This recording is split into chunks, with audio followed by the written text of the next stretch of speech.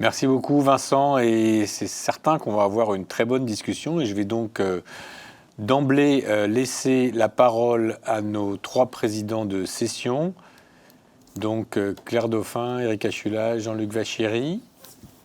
Et je pense qu'ils ont déjà une ou plusieurs questions à vous poser. Je dis tout à l'heure. Si ce n'est pas le cas, j'en ai sur la tablette. Bonjour. Claire. C'est Claire Dauphin, donc Carnot. Je veux bien poser une question à Pamela. D'abord, merci pour ton très beau topo. Tout devient simple quand tu expliques. Par contre, j'étais un peu déçue que tu parles pas d'échographie, alors que d'habitude, tu nous dis toujours comment il faut surveiller les patients Eisenmenger en échographie. Donc, est-ce que tu as abandonné pour passer simplement au cathétérisme, ou alors est-ce que tu penses qu'il y a encore un intérêt à l'échographie, et sur quels critères tu surveilles tes patients?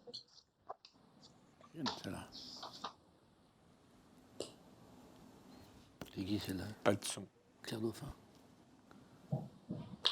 Du tout abandonner l'échographie, au contraire, derrière moi. Par contre, je voulais pas me fâcher avec les cathétériseurs parce que c'est hyper important de les avoir dans la poche. On fait souvent appel à eux. Et puis surtout, je pense que l'échographie, ça a quand même été bien développé. Et je pense que c'était de dire que le cathétérisme va être important dans le suivi des patients avec l'angiocardiopathique, parce que pour autant, une fois que le diagnostic est fait, après 18 ans, on peut se passer du cathétérisme pour le suivi.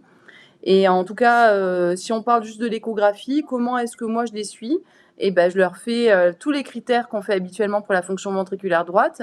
Et puis maintenant qu'on a le strain embarqué dans les machines, c'est tellement rapide, le strain du VD, le strain de l'oreillette droite. Et puis je continue de leur faire un peu le 3D sur le ventricule droit, parce que ça donne une FE qui est très rapide, des volumes. Et on peut même faire un petit peu d'analyse complémentaire, mais ça, c'est de la recherche. Merci. Une autre question courte, réponse courte. On a peu de temps pour la discussion. Alors, oui, moi j'en aurais une, Olivier. Alors, qui alors? Éric? Jean-Luc? C'est Jean-Luc ici. le soi-disant moitié français. J'ai une petite question. En fait, elle s'adresse à la fois à Pamela et à Nicolas. Vous avez tous les deux parlé de tous les éléments qui permettent de faire de l'évaluation fonctionnelle et de l'évaluation de la sévérité. Alors en 15 minutes, c'est pas évident de parler de tout, mais j'aurais voulu vous entendre dire 2 mots de l'ergospirométrie dans l'évaluation diagnostique et aussi dans l'évaluation pronostique, à la fois dans les maladies congénitales et dans les maladies cardiaques gauches. Alors ça va pas être une réponse courte, mais il y a peut-être moyen.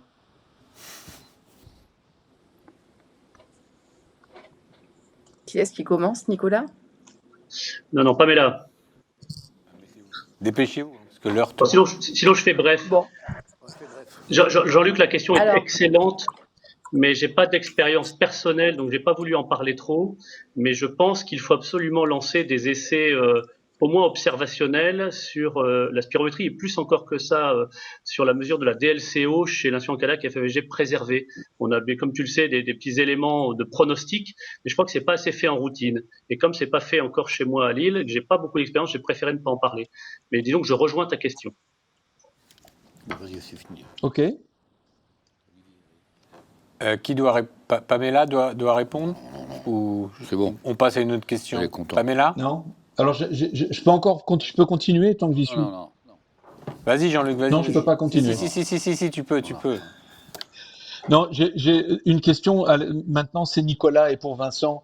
Moi, il y a beaucoup d'utilisation en dehors, hors AMM, des traitements de l'HTAP dans les groupes 2 et dans les groupes 3.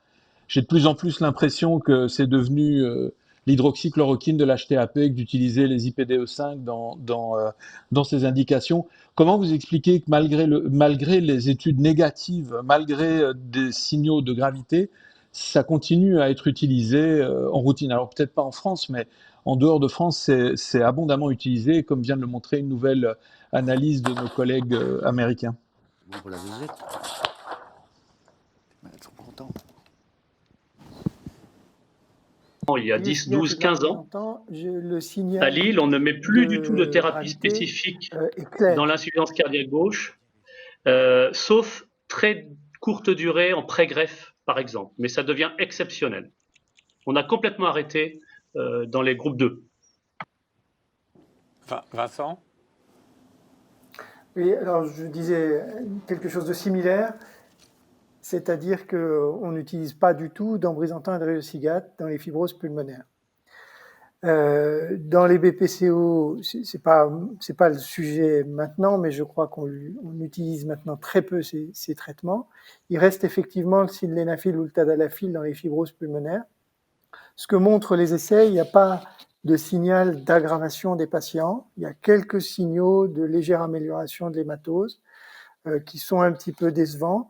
Et puis, peut-être même une légère stabilisation de la capacité vitale qui pourrait passer par un effet sur les fibroblastes, mais c'est une hypothèse avec un énorme point d'interrogation. Donc, je ne crois pas qu'on aggrave les patients si on fait ça. Par contre, c'est vrai que le bénéfice est faible. Et ce que montrent les essais récents, c'est que il y a vraiment une place pour les essais thérapeutiques parce que ces patients s'aggravent assez vite et finalement, individuellement, même si on refait un cathétérisme au bout de 3 mois de traitement, on a beaucoup de mal à évaluer si on a ralenti l'aggravation de la maladie. Et ça, par contre, dans un essai randomisé, on arrive à démontrer qu'il y a un bénéfice en retardant l'aggravation de la maladie, en plus que d'avoir un effet sur les résistances vasculaires. Merci Vincent. Peut-être passer la parole à Eric Achula. Merci Olivier. J'ai posé une question à Vincent. Vous m'entendez bien, je pense ? Parents, ça va être trop. Très bien. Oui. Alors pour Vincent, bien sûr, le domaine de la sclérodermie m'intéresse avec les fibroses pulmonaires et les groupes 3 que tu as décrits. Et, dans la fibrose pulmonaire, on est un petit peu triste des essais thérapeutiques ces derniers temps qui montrent qu'on n'améliore pas les patients, mais que peut-être on limite la dégradation. Et donc le résultat positif du tréprostinil avec un delta de 30 mètres, on peut dire c'est un critère un peu vieillot, mais néanmoins tous les médicaments de l'hypertension pulmonaire, la plupart ont été commercialisés sur ce critère. On connaît les contraintes qu'apportait l'hyloprost inhalé. Est-ce que le tréprostinil inhalé est beaucoup plus confortable ? Est-ce que tu as participé à des essais thérapeutiques et qu'est-ce que tu en penses au plan pratique de contraintes pour les patients ? Alors non, je n'ai pas participé à cet essai-là et peut-être nos amis du KB vont compléter. J'ai l'impression que les contraintes sont moindres par rapport à l'hyloprost. J'avoue que j'étais un petit peu surpris par les résultats positifs de cet essai. On avait fait un petit peu de vente à vis dans cette indication-là avec des résultats cliniques un petit peu décevants, mais je viens de rappeler les limites qu'on avait de cette évaluation individuelle. Il y a, ceci dit, un certain enthousiasme pour les traitements inhalés de l'hypertension pulmonaire dans les groupes 3 et en particulier dans les fibroses. Et c'est vrai qu'il y a un rationnel à cibler plus particulièrement, enfin à administrer le traitement plus particulièrement par voie inhalée, avec l'effet connu pour éviter l'aggravation des effets shunts. Mais j'ai l'impression que c'est effectivement une voie d'avenir. Les industriels travaillent à proposer des voies d'administration plus simples, enfin des modes d'administration plus simples et moins fréquents qu'on ne le faisait avec l'hyloprost. Donc ça devrait se simplifier quand même. Certains en développement sont en une prise par jour. Marc, très bien, oui, c'est extrêmement intéressant. Marc, tu voulais rajouter quelque chose ? Oui, juste pour dire que la question est importante. Effectivement, c'est plus simple que ça ne l'était avec l'hyloprost. Les résultats de l'étude de Waxman dans le New England sont intéressants, hein, indiscutablement, et si intéressants qu'en fait la FDA a approuvé le tréprostinil inhalé dans l'indication qu'a présenté Vincent le 1er avril dernier. Donc ça va quand même très vite aux États-Unis. Par contre, le tréprostinil inhalé n'est pas approuvé en Europe, hein, ni dans l'hypertension pulmonaire idiopathique, ni dans les autres formes. Donc voilà, c'est un travail intéressant. Ça serait bien qu'on puisse y avoir accès, comme disait Vincent. Est-ce que je peux poser une question à Laurent Saval ? Vas-y, Eric. Très courte. Très courte. Oui, dans la sclérodermie, on a parfois nos amis cathétériseurs, et Nicolas est là, et ils font toujours la recherche d'un bloc porto-pulmonaire. Dans la sclérodermie, il n'est pas rare d'avoir un petit bloc à 5 mm et plus. Est-ce que dans la cohorte que vous avez pu individualiser une sous-population sclérodermique avec hypertension du groupe 1 et un bloc porto-pulmonaire en termes de survie? Est-ce que ça change quelque chose? Il y avait très peu de patients qui combinaient les deux. De souvenir, il y avait que 4 ou 5 patients qui avaient la combinaison des deux dans le registre. Donc, je peux pas dire grand-chose sur cette petite cohorte de patients. Merci. Merci Laurent. Moi j'ai une ou deux questions pour toi là qui sont arrivées donc sur la tablette, en particulier en cas de normalisation de l'HTAP après transplantation hépatique. Est-ce qu'on peut arrêter les traitements spécifiques? Et ceci peut-il faire craindre une récidive? Je connais la réponse. Mais... Alors, la réponse est oui, on peut arrêter les traitements chez certains patients et maintenant on a de plus en plus de recul pour un certain nombre de ces patients. On a arrêté les traitements, ça s'est toujours fait au moins 1 an après la transplantation. Généralement, chez ces patients-là, quand on les suit sur le plus long terme, on n'a pas de récidive de l'hypertension pulmonaire. Voilà, donc c'est pas encore une énorme proportion de patients, mais certains patients sont sevrés complètement de traitement sans récidive. Ils vont tellement bien qu'un certain nombre d'entre eux sont même perdus de vue. Et tous les patients qui ont été traités par prostacycline en intraveineux avant la transplantation, tous les patients survivants ont pu être sevrés complètement des prostacyclines. J'ai une autre question pour toi, Laurent, qui est une question de David Montagny sur le dépistage du syndrome hépatopulmonaire dans les hypertensions portopulmonaires. Comment le faire? Est-ce qu'on doit le faire systématiquement? Seulement les malades qui ont un élargissement du gradient alvéolo-artériel? Quel est ton point de vue là-dessus, ta recommandation? Alors, ce qu'il faut savoir, c'est que quand on regarde les gaz du sang à baseline, au moment du diagnostic de l'hypertension portopulmonaire, 95% d'entre eux ont une différence alvéolo-artérielle supérieure à 15 mm de mercure, ce qui normalement indique de réaliser une épreuve de contraste. Alors, vous avez vu que l'évolution après la mise en route des traitements est très variable. Certains patients vont vraiment améliorer leurs échanges gazeux, d'autres vont les détériorer. Donc, je pense que c'est au moment de la réévaluation, il faut être très vigilant. Et lorsqu'il y a une aggravation des échanges gazeux, et notamment si la pression artérielle en oxygène est inférieure à 60 mm de mercure, il faut vraiment faire cette épreuve de contraste, puisqu'on sait que s'il y a un syndrome hépatopulmonaire sévère associé, ça peut être une indication pour la transplantation hépatique et donc avancer le projet de transplantation. Voilà, donc je dirais inférieur à 60 mm de mercure, oui, et aggravation des échanges gazeux sous traitement vasodilatateur, oui également. Merci beaucoup Laurent. Il nous reste 1 minute. Est-ce que parmi les 3 présidents de séance, y aurait-il une question brûlante? Sinon, j'en ai encore que je peux poser qui nous sont parvenus en ligne.